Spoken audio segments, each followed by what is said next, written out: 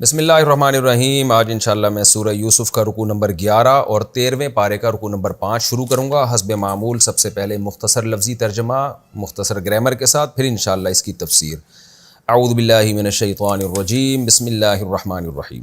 ولما فصلت العیر، فصل یفصل کا معنی جدا ہونا، عیر قافلہ، جب قافلہ جدا ہوا یعنی مصر سے جب نکلا، قال ابوہم، تو ان کے والد نے یعنی یعقوب علیہ السلام نے کہا، انی لاجد ریح یوسف، وجد یجد وجدانا پانا، لاجد لام تاکید کے لیے، بے شک میں پا رہا ہوں، میں محسوس کر رہا ہوں یوسف کی خوشبو، لولا ان تفندون، لولا کا معنی یہ نہ، لولا اگر یہ نہ ہو، جیسے ہے نا لولا علی لہلک عمر، حضرت عمر نے فرمایا تھا نا اگر علی نہ ہوتے تو عمر ہلاک ہو جاتا۔ وہ ایک وراثت کے مسئلے میں اختلاف ہوا تھا، حضرت علی نے اس میں صحیح بات کی تھی، تو حضرت عمر کو اپنی غلطی کا احساس ہوا، تو لولا کا مطلب اگر یہ نہ ہوتا، تو لولا اگر یہ بات نہ ہوتی، ان کہ تفندون، یہ اس کو سمجھنے کی ضرورت ہے۔ فند کہتے ہیں عقل کا خراب ہو جانا، خاص طور پہ بڑھاپے کی وجہ سے کسی کی عقل کام کرنا چھوڑ دے تو اس کو فند کہتے ہیں۔ اور فند یفند تفنیدن کا معنی ہوتا ہے عقل کے خراب ہونے کی طرف کسی کی نسبت کرنا۔ اس کی مثال ہے ایسے جیسے فسق کہتے ہیں گناہ کو، اور تفسیق کسی کو گناہ گار قرار دینا یعنی گناہ کی طرف منسوب کرنا۔ کفر کا معنی کافر ہونا، تکفیر کسی کو کافر قرار دینا یعنی کفر کی طرف کسی کو منسوب کرنا۔ تو باب تفعیل میں بعض دفعہ جب کوئی لفظ جاتا ہے تو اس کا مطلب نسبت بھی آتی ہے کہ کسی کی کو اس طرف منسوب کرنا۔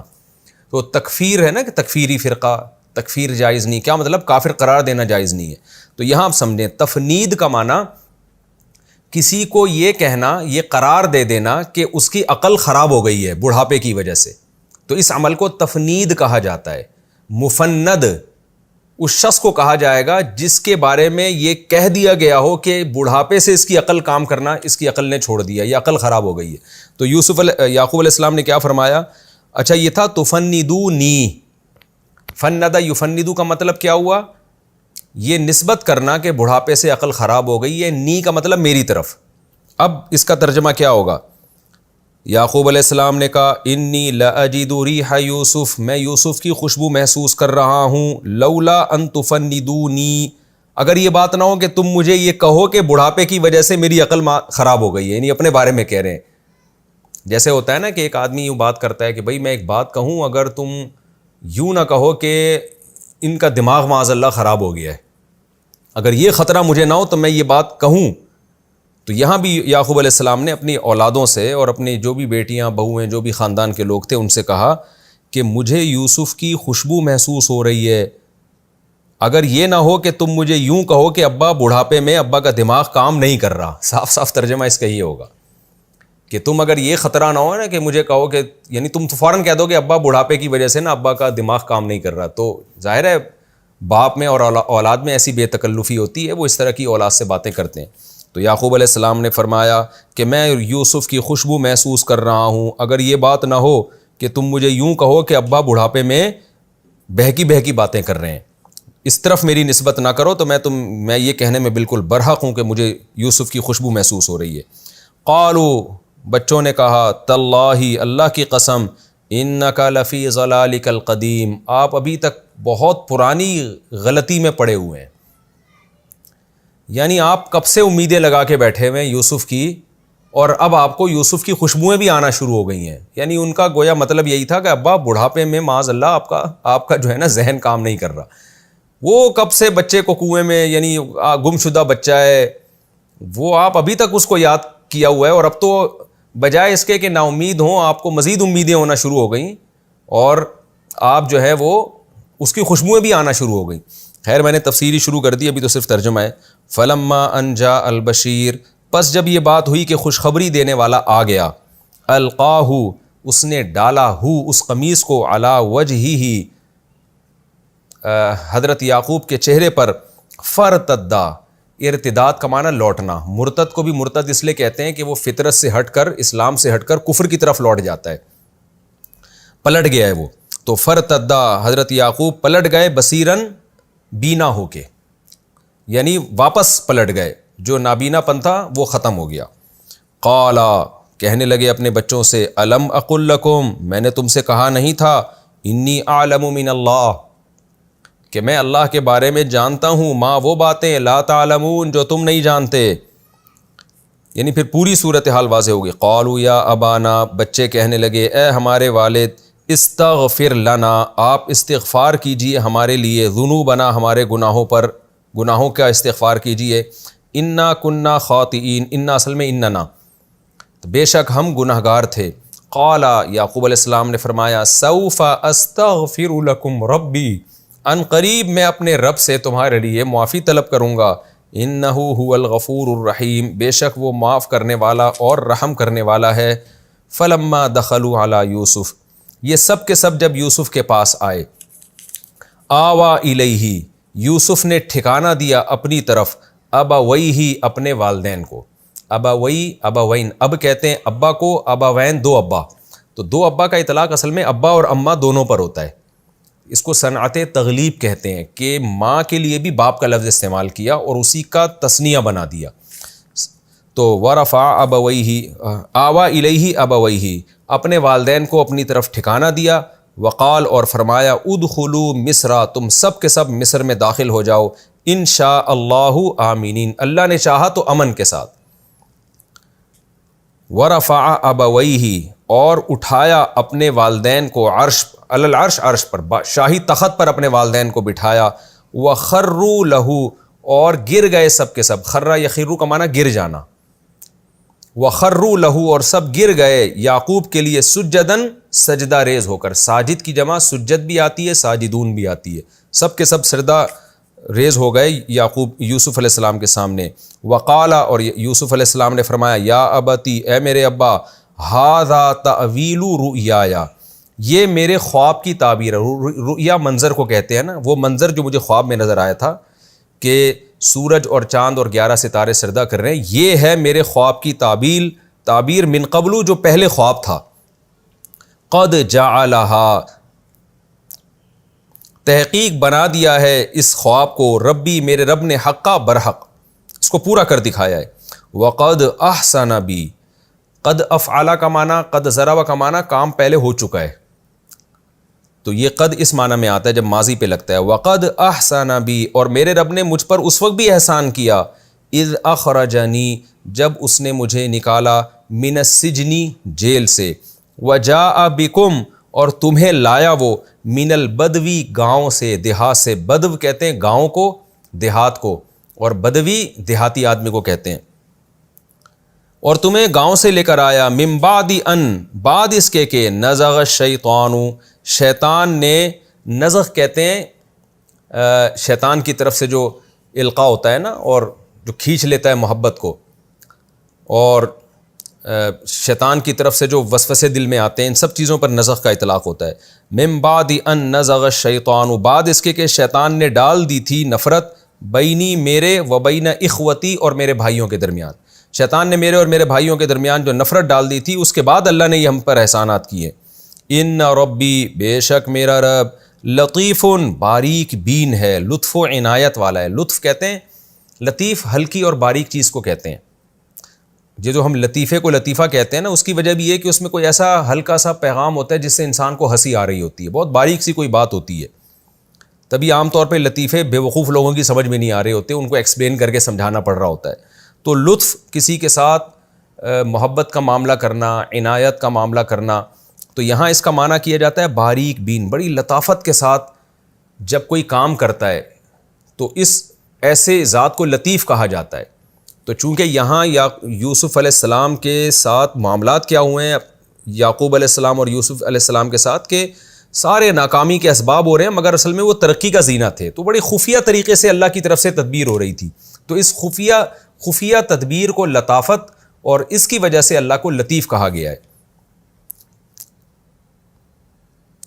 ان ربی لطیف، بے شک میرا رب لطیف ہے، یعنی خفیہ تدبیر کرنے والا ہے، لما یشاء، اس شخص کے لیے جس کے لیے چاہتا ہے، انہ هو العلیم، بے شک وہ جاننے والا، الحکیم، اور حکمت والا ہے۔ ربی، اے میرے رب، اصل میں تھا ربی، اے میرے رب، قد آتیتنی، تحقیق تو نے دی ہے مجھ کو، من الملک، بادشاہت، وعلمتنی، اور سکھایا ہے تو نے مجھے، من تأویل الاحادیث، خوابوں کی تعبیریں، فاطر السماوات والارض، اے آسمانوں اور زمین کے پیدا کرنے والے، انت ولی، تو ہی میرا دوست ہے، فی الدنیا والآخرہ، دنیا میں بھی اور آخرت میں بھی، توفانی، توفا یا توفا، تصرف یا تصرف کی طرح امر آئے گا تصرف، تو یہاں بھی توفا، تو موت دے مجھ کو، مسلمن، فرما بردار بنا کے، یعنی میری جب موت آئے تو میں فرما بردار ہوں، وَأَلْحِقْنِي، اور لاحق کر دینا مجھے، بالصالحین، نیک لوگوں کے ساتھ، یعنی میری موت بھی جیسے تو نے دنیا میں مجھے اطاعت کی توفیق دی ہے، تو موت بھی میری اسلام پر آئے، فرما برداری میں آئے، اور نیک لوگوں کے ساتھ میرا حشر ہو۔ ذَلِكَ مِنْ أَنْبَاءِ الْغَيْبِ، قرآن اب محمد صلی اللہ علیہ وسلم سے خطاب کرتا ہے، ذَلِكَ مِنْ أَنْبَاءِ الْغَيْبِ، یہ غیب کی خبریں ہیں، نُوحِيهِ إِلَيْكَ، جو اے محمد صلی اللہ علیہ وسلم ہم آپ کی طرف وحی کر رہے ہیں، وَمَا كُنْتَ لَدَيْهِمْ، اور اے محمد آپ نہیں تھے، لدیہم، ان کے پاس، یعنی یعقوب اور اس کے خاندان کے پاس، اذ اجمعوا امرہم، جب وہ اپنے معاملے کا فیصلہ کر رہے تھے، اجماع کر رہے تھے، اس پر متفق ہو کر ایک فیصلہ کر رہے تھے کہ یوسف کو ہم نے کنویں میں ڈالنا ہے، وہم یمکرون، اور وہ مکر کر رہے تھے، جب وہ مکر و فریب سے کام لے رہے تھے اور یوسف کو کنویں میں ڈالنے کا فیصلہ کر رہے تھے، اے محمد صلی اللہ علیہ وسلم اس وقت آپ ان کے سامنے موجود نہیں تھے، وما اکثر الناس، اور لوگوں میں اکثر لوگ، ولو حرستا، اگرچہ آپ کتنی ہی حرص رکھ لیں، حرص کا مطلب لالچ، اے محمد اگر آپ کتنی ہی لالچ رکھ لیں، کتنی ہی حرص رکھ لیں، پھر بھی اکثر لوگ بمؤمنین، ایمان لانے والے نہیں ہیں، وما تسألهم، اور اے محمد صلی اللہ علیہ وسلم آپ ان سے مطالبہ نہیں کر رہے، علیہ من اجر، اس تبلیغ پر کسی اجر کا، جو دعوت آپ ان کو دے رہے، اس پر آپ کوئی تبلیغ کا مطالبہ نہیں کر رہے، ان ہوا الا ذکر للعالمین، نہیں ہے یہ قرآن مگر نصیحت تمام جہان والوں کے لیے۔ یہ اس کا لفظی ترجمہ ہو چکا، اس کی مختصر تفسیر میں آپ کے سامنے اب پیش کرتا ہوں۔ وَلَمَّا فَصَلَتِ الْعِيرُ، یوسف علیہ السلام نے، پچھلے ایپیسوڈ میں کیا تھا، یوسف علیہ السلام نے حکم دیا کہ بھئی تم میری قمیص لے جا کے، کرتا لے جا کے میرے والد کے آنکھوں پہ ڈال دو،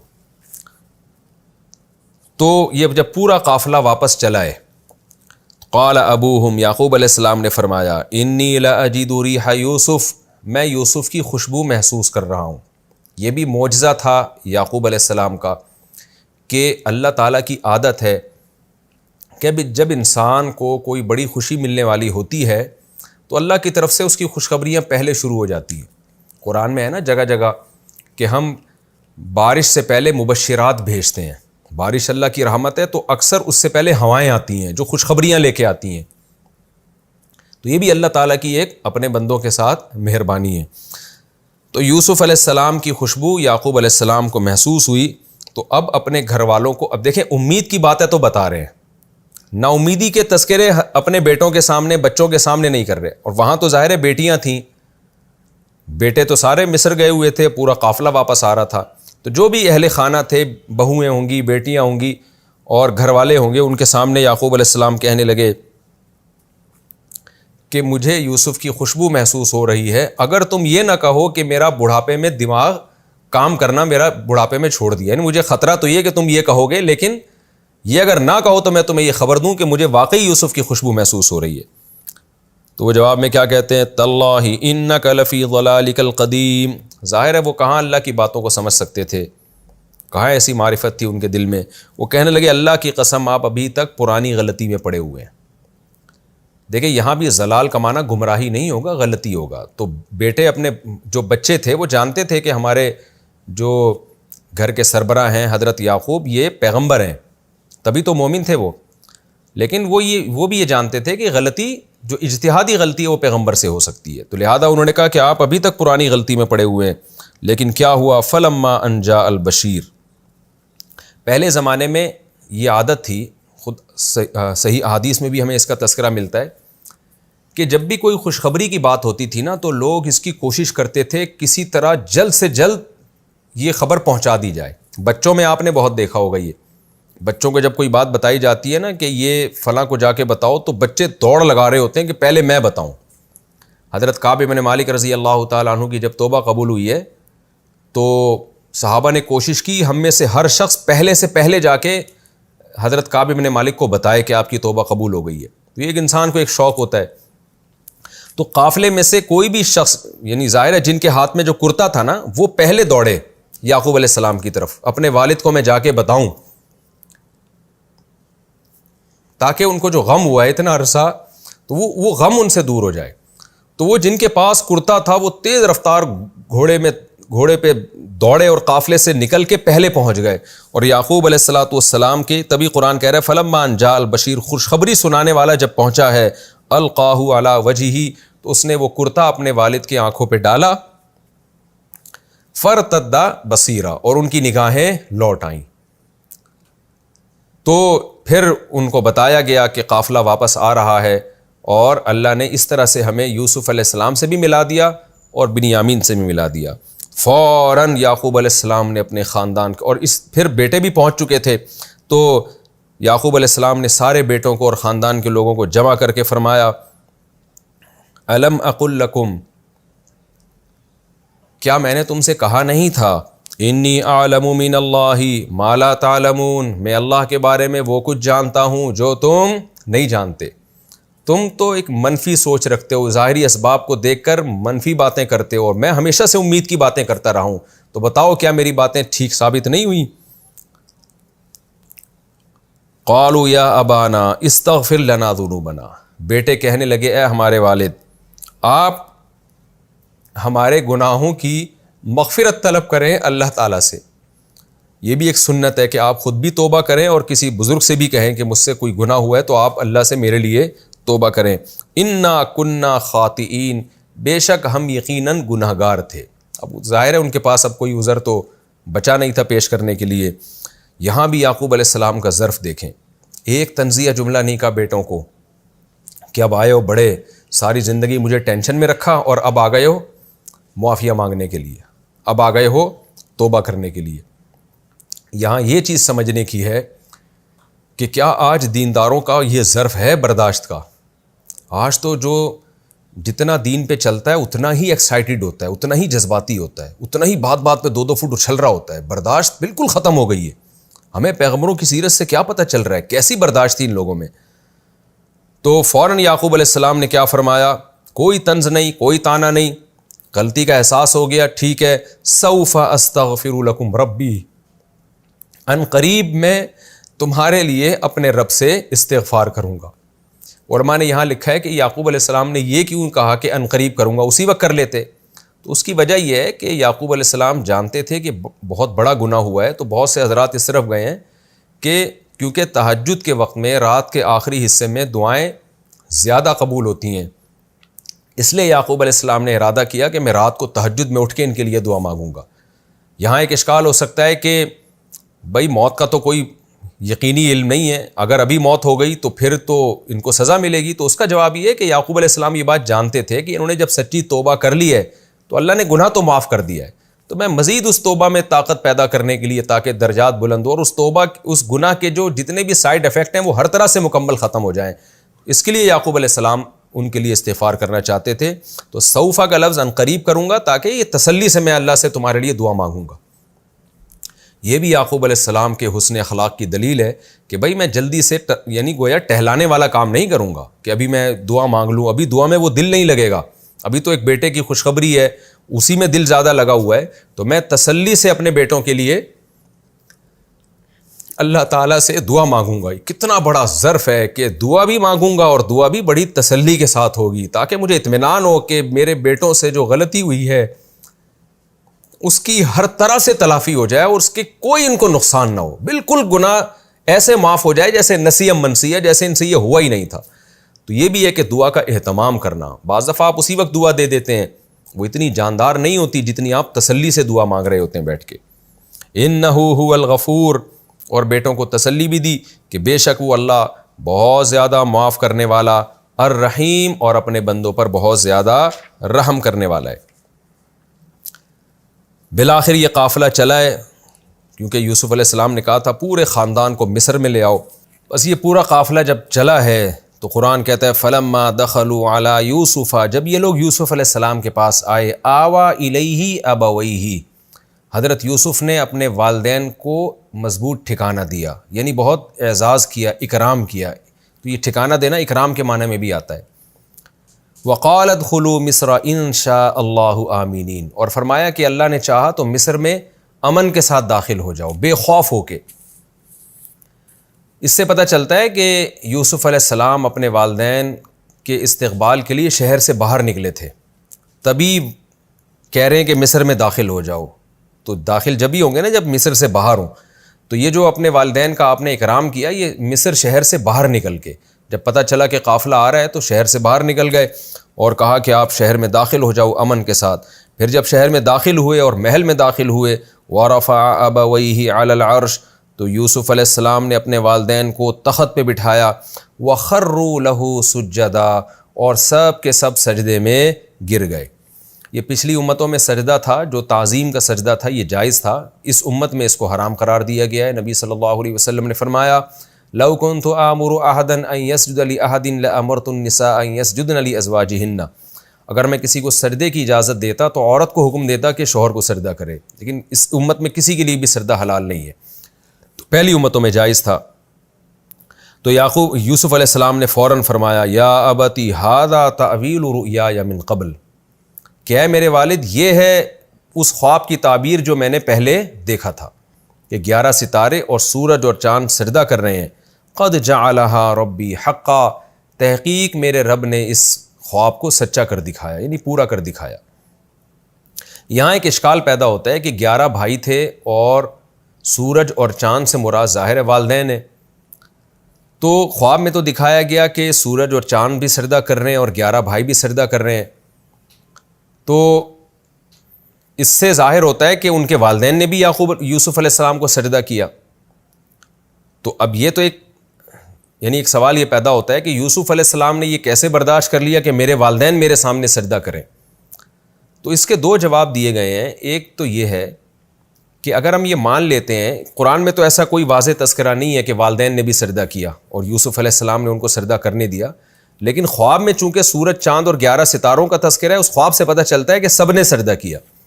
تو اگر یہ ثابت ہو جاتا ہے کہ یعقوب علیہ السلام کے والدین نے بھی سجدہ کیا تھا، یوسف علیہ السلام کے والدین نے بھی سجدہ کیا تھا، تو اس کی توجہ یہ ہے کہ یہ یوسف علیہ السلام کے حکم پہ نہیں کیا تھا، بلکہ یہ اللہ کے حکم پہ کیا تھا، اور اللہ کی اس میں مصلحتیں تھیں کہ یوسف علیہ السلام کی فضیلت کو ثابت کرنا یا اس خواب کی تکمیل کرنا۔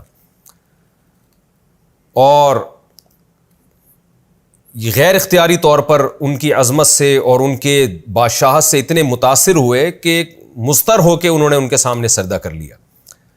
دوسری ایک توجہ یہ بھی ہو سکتی ہے کہ یہ ضروری نہیں ہے کہ ان کے والدین نے بھی سجدہ کیا ہو، کیونکہ قرآن میں آ رہا ہے کہ انہوں نے تو اپنے والدین کو اپنے ساتھ تخت پہ بٹھایا، سجدہ تو بھائیوں نے کیا نا جو تخت سے نیچے تھے۔ تو پھر خواب کا کیا مطلب ہوگا؟ تو پھر خواب کا مطلب یہ معلوم ہوتا ہے، یہ کوئی یقینی چیز نہیں ہے، یہ امکان کے درجے کی بات ہے، دونوں میں سے کسی ایک دعوے پر بھی کوئی مضبوط دلیل موجود نہیں ہے۔ تو اس کا جواب یہ ہے کہ یہاں خواب میں جب کوئی سجدہ دکھایا گیا ہے نا، تو سجدے سے مراد اطاعت بھی ہوتی ہے، فرما برداری بھی ہوتی ہے، کسی کی عظمت کا قائل ہونا بھی ہوتا ہے۔ تو 11 بھائیوں نے جو سجدہ کیا وہ تو وہی ایسا کہ عملی طور پر پریکٹیکلی سجدہ کر کے دکھایا، اور خواب میں جو آتا ہے کہ سورج اور چاند سجدہ کر رہے ہیں، تو وہاں سجدے سے مراد اس کی تعبیر یہ ہو سکتی ہے کہ وہ یوسف علیہ السلام کی عظمت کو تسلیم کر رہے ہیں، کیونکہ جو سجدہ کرتا ہے سامنے والے کی عظمت کا قائل ہوتا ہے، تو وہ مان گئے کہ بھئی یہ اللہ نے اس کو بہت بڑی فضیلت دی اور کیسے مدارس سے گزار کر یہاں تک پہنچایا ہے۔ تو خواب کی تعبیر کے لیے اتنا بھی کافی ہے۔ تو کوئی یقینی دلیل سے نہ تو یہ ثابت ہے کہ ان کے والدین نے سجدہ کیا، نہ یہ ثابت ہے کہ ان کے والدین نے سجدہ نہیں کیا۔ بہرحال خواب کی تعبیر پوری ہوئی تو یوسف علیہ السلام نے فرمایا اے میرے والد، یہ ہے میرے خواب کی تعبیر، قد جعلها ربی حقا، میرے رب نے اس خواب کو پورا کر دکھایا، وقد احسن بی اذ اخرجنی من السجن، اور میرے رب نے اس وقت بھی مجھ پر احسان کیا تھا جب مجھے جیل سے نکالا، اور اس وقت بھی احسان کیا جاء بکم من البدو، جب آپ کو گاؤں سے اٹھا کے شہر میں لے آیا۔ من بعد ان نزغ الشیطان بینی و بین اخوتی. اور یہ سارے کام ایک واقعے کے بعد ہوئے ہیں. وہ واقعہ کیا تھا؟ شیطان نے میرے اور بھائیوں کے درمیان نفرت ڈال دی تھی. یعنی یہ بڑے عجیب کلام ہے. کیا مطلب؟ شیطان نے میرے اور بھائیوں کے درمیان نفرت ڈال دی تھی. اس نفرت کے نتیجے میں ہونا تو یہ چاہیے تھا. یعنی یہاں بلاغت کے نقطے کیا ہیں آپ یہ سمجھیں. پہلا نقطہ تو یہ کہ یوسف علیہ السلام اس موقع پر اپنے غموں کو بیان نہیں کر رہے. ہونا تو یہ چاہیے تھا نا کہ ابا آپ کو جو دیکھ رہے ہیں کہ میں آج تخت پہ بیٹھا ہوا ہوں تو میرے ساتھ تو بڑے برے حالات گزرے. میں تو کنویں میں چلا گیا تھا, پھر مجھ پر تہمتیں لگی ہیں, جیل میں چلا گیا, پھر جیل سے نکلنے کی صورت ہوئی تو وہ بندہ ہی بھول گیا بادشاہ کے سامنے تذکرہ کرنا. میں تو اور جھوٹی تہمتیں لگی ہیں اور کیا کچھ نہیں ہوا میرے ساتھ. تو ایک بھی غم کی بات ذکر نہیں کر رہے. ساری پازیٹیو باتیں کہ میرے رب نے احسان کیا, خواب کو سچا کر دکھایا. میرے رب نے احسان کیا, مجھے جیل سے نکالا. جیل میں جانے کا تذکرہ نہیں ہو رہا, جیل سے نکلنے کا تذکرہ ہو رہا ہے. اور پھر ایک احسان یہ کیا کہ ناکامیوں کے نقشوں میں کامیابی پیدا کی ہے. ناکامی کا نقشہ کیا تھا کہ بھائیوں کے دل میں جب نفرت پیدا ہوئی تو اس نفرت کے نتیجے میں, جیلسی کے نتیجے میں ہمیشہ نقصان ہوتا ہے. جس سے حسد کی جائے اس کو نقصان ہوتا ہے. مگر میرے رب نے احسان یہ کیا کہ بھائیوں کی نفرت کو ذریعہ بنا دیا میری ترقی کا. تو یہ ایک الگ سے احسان ہے. اور بھائیوں کی نفرت کو کیسے اچھے انداز سے بیان کیا کہ ان کی طرف نسبت نہیں کر رہے. بتانا تو یوں چاہیے تھا میرے بھائیوں نے میرے لیے غلط سوچا, نفرت کی, ظلم کیا. اگرچہ بعد میں توبہ کر لی لیکن ظلم تو کیا نا. مگر اللہ نے اس ظلم کو ہی میری ترقی کا ذریعہ بنا دیا. لیکن اس میں بھائیوں کی بدنامی تھی. تو وہ کیسے اچھے انداز سے اس کو آپ نے تبدیل کیا کہ من بعد ان نزغ الشیطان بینی و بین اخوتی. شیطان نے میرے اور بھائیوں کے درمیان نفرت ڈال دی تھی. یعنی اس جرم کو شیطان کی طرف منسوب کیا جا رہا ہے اور بھائیوں کو بری و ذمہ قرار دیا جا رہا ہے. کیسا خوبصورت کلام ہے. آپ مجھے بتائیں کیا کوئی ایسی قرآن جیسی کوئی کتاب کسی مذہب کے پاس ہے؟ میں جب بھی قرآن کی تلاوت کرتا ہوں, تفسیر پڑھتا ہوں یا کرتا ہوں, ایک بات کا بڑا احساس ہوتا ہے کہ مسلمانوں کے پر جو اللہ کا بہت بڑا احسان ہے, یہ جو کتاب اللہ نے مسلمانوں کو دی ہے. نہ یہ عیسائیوں کے پاس ہے ایسی کوئی کتاب. آپ نے کبھی دیکھے عیسائی بائبل کا درس دیتے ہوں, ایسے درس قرآن دیتے ہوں؟ وہ ہے ہی نہیں ان کے پاس. نہ یہودیوں کے پاس ہے, نہ ہندوؤں کے پاس ہے, نہ سکھوں کے پاس ہے. کیسا کلام ہے, اس میں کیسی حکمت کی باتیں ہیں. اور یوسف علیہ السلام کے اس واقعے میں یہ جو انداز ہے یوسف علیہ السلام کا, اس سے کیسی موٹیویشن ملتی ہے کہ ہمیشہ پازیٹیو سوچو, نیگیٹو کبھی نہ سوچو. اس سے انسان دماغی طور پر بھی سکون حاصل کرتا ہے. خودکشیوں کے دروازے بند ہوتے ہیں, ڈپریشن کے راستے بند ہوتے ہیں. غیر مسلموں کے پاس ایسی کوئی تعلیم نہیں ہے جو اللہ نے اہل اسلام کو جو تعلیمات دی ہیں, لیکن مسلمان اس کو فالو نہیں کر رہے, اس پہ عمل نہیں کر رہے, اس نعمت کی ناقدری کر رہے ہیں. تو بھائیوں کے بارے میں کیا کہا کہ بھائیوں کا سارا بلی جو ہے نا شیطان پہ ڈال دی کہ وہ شیطان نے کرا دیا تھا یہ کام. من بعد ان نزغ الشیطان بینی و بین اخوتی. شیطان نے میرے اور میرے بھائیوں کے درمیان نفرت ڈال دی تھی. ان ربی, اس میں اور بہت سارے بلاغت کے نقطے ہیں. اگر میں بیان کرنا شروع کروں تو بہت زیادہ نقطے ہیں, مگر کیونکہ وہ پھر لیکچر بہت لمبا ہو جائے گا. میرا مقصد تو یہ ہے کہ جب آپ قرآن کی تلاوت کریں تو قرآن آپ کی سمجھ میں آنا چاہیے. ان ربی لطیف لما یشاء. واقعی میرا رب بہت باریک بین ہے جس کے لیے چاہے. کیسے ناکامی کے نقشوں میں کامیاب کرتا ہے. انہ هو العلیم الحکیم. بے شک وہ خوب جاننے والا اور حکمت والا ہے. پھر یوسف علیہ السلام اللہ سے دعا مانگنے لگے, ربی قد آتیتنی من الملک. اے میرے رب تو نے مجھے بادشاہت دی. اس سے پتہ چلتا ہے کہ حضرت یوسف علیہ السلام پھر بادشاہ بن گئے تھے, کیونکہ جو ملک تھا, جو بادشاہ تھا مصر کا, اس نے آپ کو جب عزیز مصر بنایا تو بادشاہ کے انتقال کے بعد یوسف علیہ السلام کے پاس مصر کی حکومت آ گئی. وعلمتنی من تأویل الاحادیث. اور تو نے مجھے خوابوں کی تعبیروں کا علم سکھایا ہے. فاطر السماوات والارض. تو ہی آسمانوں اور زمین کا پیدا کرنے والا ہے. یہ بھی بڑی بلاغت ہے. دیکھیں ایک طرف اقرار کر رہے ہیں اللہ تو نے مجھے بادشاہ بنایا ہے, لیکن ساتھ ساتھ کہہ رہے ہیں کہ اصل بادشاہ تو ہی ہے. یہ تو میں زمین کا ایک خاص سلطنت کا بادشاہ ہوں. آج کسی کو بادشاہت ملے تو وہ اصل بادشاہ کو بھول ہی جاتا ہے, وہ کہ میرے اوپر بھی کوئی بادشاہ ہے. انت ولیہ فی الدنیا والآخرہ. دنیا اور آخرت میں تو ہی میرا دوست ہے. یعنی اس دنیا میں پڑھ کر میں نے دنیا کو دوست نہیں بنایا, اصل دوست تو میرا تو ہے. توفنی مسلمن. پھر اللہ سے دعا مانگ رہے ہیں, اللہ تو نے اب تک جو مجھے دین پر قائم رکھا تو میرا خاتمہ بھی اچھا ہونا چاہیے. میں تجھ سے دعا مانگ رہا ہوں, توفنی مسلمن, تو مجھے مسلم بنا کے موت دے. وَأَلْحِقْنِي بِالصَّالِحِينَ، اور نیک لوگوں میں مجھے لاحق کر دے، میرا حشر نیک لوگوں کے ساتھ ہونا چاہیے۔ کس قدر تواضع ہے کہ اتنی قربانیوں کے بعد بھی اپنے اوپر نظر نہیں ہے، اللہ سے دعائیں مانگ رہے ہیں کہ اللہ تو اب مجھے اسی پر قائم رکھنا۔ اسی وجہ سے علماء نے کہا ہے کہ خاتمہ بالخیر کی دعائیں مانگنا بہت ضروری ہے۔ اللہ نے آپ کو ایمان دیا، بار بار اللہ سے دعا مانگا کریں کہ اللہ میرا خاتمہ بھی ایمان پر ہو۔ تو یہ واقعہ تو یہاں کمپلیٹ ہو گیا۔ اب قرآن اس پورے واقعے کا، اس کے بعد ہوا کیا؟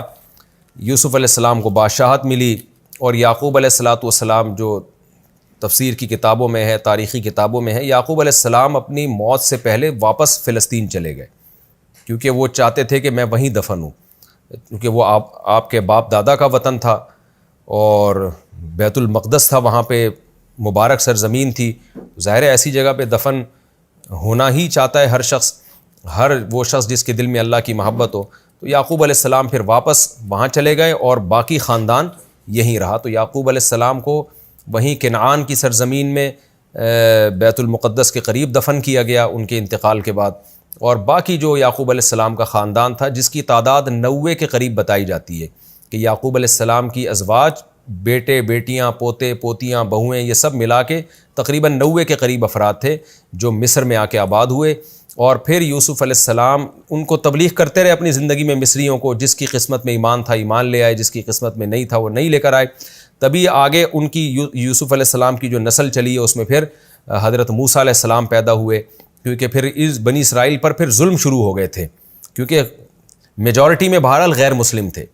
تو مصر میں کچھ وقت تو حالات اچھے رہے، لوگ عزت بھی دیتے تھے، لیکن وہی مذہبی لسانیت، مذہبی تعصب، آہستہ آہستہ وہاں کے غیر مسلموں نے سوچنا شروع کر دیا کہ یہ چند لوگ تھے جنہوں نے آ کے ہم پہ حکومت کی۔ یہ نہیں سوچا کہ انہی چند لوگوں نے مصر کو تباہی اور بربادی سے بچایا ہے۔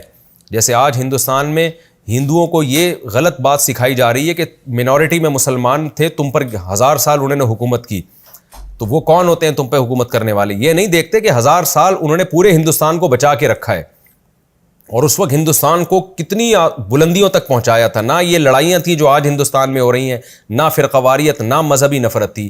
گوروں نے اس پر لکھا ہے، گورے اس بات کے معترف ہیں کہ جب مسلمانوں نے ہندوستان پہ حکومت کی ہے تو ہندوستان نے کیسا شاندار ماضی تھا اس وقت ہندوستان کا۔ تو اسی طرح مصر میں بھی ہوا کہ پھر وہ عصبیت اور مذہبی منافرت پھیلنا شروع ہوئی، اور لوگوں نے، بنی اسرائیل منورٹی میں تھے، ان کو کہا کہ یہ کیسے آ گئے، تو پھر ظالم بادشاہ مسلط ہوئے، انہوں نے بنی اسرائیل کو غلام بنانا شروع کیا اور ظلم ہونا شروع ہوئے، اور بالآخر پھر فرعون کی حکومت ہوئی۔ اچھا، فرعون کے دربار میں اس بات کا تذکرہ بھی کیا گیا کہ فرعون سے یہ کہا گیا کہ یوسف علیہ السلام بھی تو مصر میں آئے تھے، انہوں نے بھی تو سمجھایا اور تم نے ان کی بات بھی نہ مانی، یہاں تک کہ وہ دنیا سے چلے گئے۔ تو اس کا اس سے پتہ چلتا ہے یوسف علیہ السلام نے شاہی خاندان پہ بھی بہت محنت کی تھی، مصر کی جو رائل فیملی تھی ان کو بھی دین کی بہت تبلیغ کی تھی، کیونکہ اس مقام پہ پہنچنے کے بعد انسان کی بات سنی جاتی ہے۔ لیکن رائل فیملی کے جو شاہی خاندان کے جو زیادہ تر لوگ تھے، انہوں نے یوسف علیہ السلام کی بات کو اگنور کیا، ان کی بات کو ترجیح نہیں دی، جس کے نتیجے میں فرعون جیسے لوگ مسلط ہوئے، اور بالآخر فرعون کی حکومت کا اللہ نے خاتمہ کیا۔ تو قرآن کہتا ہے اس واقعے کو سنانے کے بعد ذَلِكَ مِنْ أَنْبَاءِ الْغَيْبِ، یہودیوں نے پوچھا تھا نا نبی صلی اللہ علیہ وسلم سے کہ ہم آپ کو سچا نبی اس وقت مانیں گے جب آپ یہ بتائیں کہ بنی اسرائیل وہ ارض شام سے مصر منتقل کیسے ہوئے، مصر میں فرعون کا مقابلہ کیسے ہوا ان سے، اور وہ یہاں آئے کیسے، مصر میں منتقل کیسے ہوئے۔ تو اس پر پوری سورہ یوسف نازل ہوئی۔ اب قرآن کہتا ہے یہ غیب کی خبریں ہیں، اے محمد صلی اللہ علیہ وسلم ہم آپ کی طرف وحی کرتے ہیں۔ وما كنت لديهم اذ اجمعوا امرهم، آپ اس وقت موجود نہیں تھے جب وہ اپنے معاملے کے فیصلے کر رہے تھے، آپ کو کیا پتہ اتنے سال پرانی بات۔ وہم یمکرون، جب وہ تدبیریں کر رہے تھے۔ لیکن اس کے بعد بھی اے نبی ہم آپ کو یہ بتا دیں کہ آپ نے ان کو پورا واقعہ سنا دیا، پھر بھی اس وقت اکثر لوگ آپ پر ایمان نہیں لے کر آئیں گے، کیونکہ آپ کو غم ہوگا کہ اس طرح سے یہ واقعہ سننے کے بعد بھی تم مجھے اللہ کا نبی نہیں مانو گے، تو آپ بھی غم میں کہیں ہلاک نہ ہو جائیں۔ تو اے نبی آپ غم نہ کریں، آپ کتنی حرص رکھ لیں پھر بھی یہ ہٹ دھرم لوگ ایمان نہیں لے کر آئیں گے۔ وما تسألهم علیہ من اجر، اور ایسے طریقے سے آپ ان کو تبلیغ کر رہے ہیں، اس پر آپ کوئی اجر کا مطالبہ نہیں کر رہے، پھر تو ان کو ایمان لانا چاہیے۔ ان ہوا الا ذکر للعالمین، یہ قرآن تو ایک نصیحت ہے تمام جہان والوں کے لیے۔ تو ان کو اس سے نصیحت حاصل کرنی چاہیے، آپ پر ایمان لانا چاہیے۔ یہ ہمارا رکوع کمپلیٹ ہوا۔ اس میں جو علمی نکات رہ گئے ہیں، چونکہ وقت ہمارا کمپلیٹ ہو گیا ہے، تو یہ علمی نکات انشاءاللہ میں اگلے ایپیسوڈ میں بیان کروں گا، اور پھر اگلے ایپیسوڈ میں انشاءاللہ ہم سورہ یوسف کا رکوع نمبر 12 اور 13ویں پارے کا رکوع نمبر 6 انشاءاللہ ہم شروع کریں گے۔ اور اس کے شروع کرنے سے پہلے جو رکوع نمبر 10 ہے اس کے جو علمی نکات ہیں وہ مختصراً وہ بھی میں انشاءاللہ آپ کے سامنے پیش کروں گا۔ اب ہمارا سورہ یوسف کا آخری رکوع رہ گیا ہے، وہ انشاءاللہ ہم اگلے ایپیسوڈ میں ختم کر دیں گے۔ اللہ تعالی ہمیں سمجھنے کی، عمل کی توفیق عطا فرمائے۔ وما علینا الا البلاغ۔